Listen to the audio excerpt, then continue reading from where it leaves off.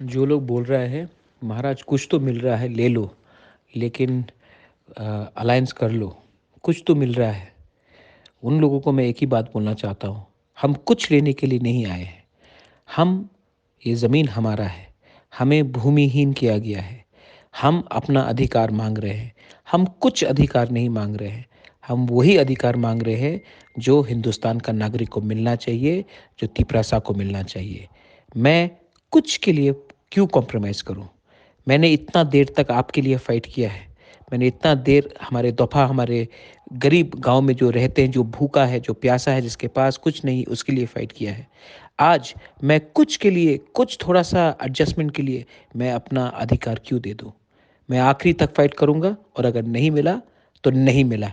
हम लोग without alliance fight करेंगे। वॉरियर्स, अगले 2-3 दिन में हमारा कैंडिडेट लिस्ट निकलेगा, गेट रेडी। और जिन लोगों को सिर्फ एमएलए बनना है, मैं उनको एक बात बोलना चाहता हूँ, पहले तिपरालैंड के बारे, पहले दफा के बारे, पहले ज़मीन के बारे सोचो। अगर आपको सिर्फ अपना स्वार्थ देखना है, तो टिकट मांगना बंद करो और ज़मीन में काम करो, गांव गांव में जाकर काम करो। टिकट वो बागरा डिसाइड करेगा।